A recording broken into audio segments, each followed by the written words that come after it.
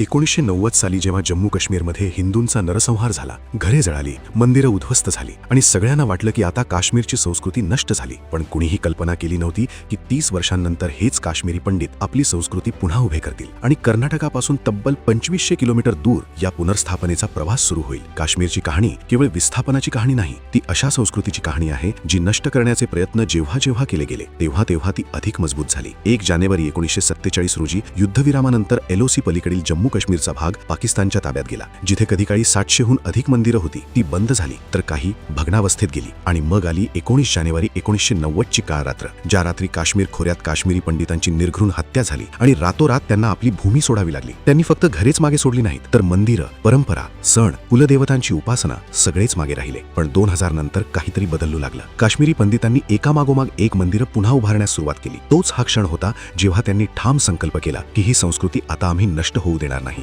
ज्येष्ठादेवी मंदिर, खीर भवानी, मार्तंड सूर्य मंदिर उत्सव, शिर्डीपासून शृंगेरीपर्यंतचा प्रवास आणि आता तितवालमध्ये शारदा मातेची पुनर्स्थापना. आज जर काश्मीर पुनर्जन्माच्या दिशेने वाटचाल करत असेल तर त्यात कर्नाटकाचं योगदान एखाद्या चमत्कारापेक्षा कमी नाही. कर्नाटकातील शृंगेरी मठात 2 वर्ष शारदा देवीची नवी मूर्ती घडवण्याचं काम चालू होतं. मार्च 2023 मध्ये 2500 किलोमीटरचा हा ऐतिहासिक प्रवास सुरू झाला. बेंगलुरू, हैदराबाद, नागपूर, दिल्ली, प्रत्येक शहरात रस्त्यांवर लोकांची गर्दी उसळली. काश्मीरी पंडितही या यात्रेत सहभागी झाले. जम्मू काश्मीरच्या तितवालमध्ये शारदा मंदिराचं होत असलेलं पुनर्निर्माण हे केवळ धार्मिक कार्य नाही, तर हा एक ठाम संदेश आहे. जर सीमेपलीकडे आमचा वारसा नष्ट करण्याचा प्रयत्न झाला तर सीमेच्या या बाजूला आम्ही तो आणखी भव्य स्वरूपात उभा करू. आज हे नवं मंदिर त्या दिशेला उभारण्यात आले आहे जिथे सीमेपलीकडे असलेले मूळ शारदा पीठ बेकायदेशीररित्या ताब्यात घेतले गेले आहे. 1947 आणि 1990 मध्ये ज्यांना वाटलं होतं की काश्मीरी पंडित आता पूर्णपणे संपून जातील, ते पूर्णपणे चुकीचे ठरले आहेत. आज तेच काश्मीरी पंडित तुटलेली मंदिरं पुन्हा बांधत आहेत, जुन्या परंपरा पुनर्स्थापित करत आहेत, नवरेह आणि हैरत सारखे जम्मू आणि काश्मीरी सण पुनर्जीवित करत आहेत आणि आपल्या मुलांना काश्मीरी शैव धर्म आणि संस्कृतचं ज्ञान देत आहेत. आज जेव्हा जम्मू काश्मीरमध्ये शारदा देवीच्या घंटा पुन्हा वाजतात तेव्हा तो केवळ एका वाद्याचा प्रतिध्वनी नसतो, तर 1947 आणि 1990च्या राखेतून उभ्या राहिलेल्या संस्कृतीची ती गर्जना असते. आणि आता या कथेला इथे खरी सुरुवात झाली आहे.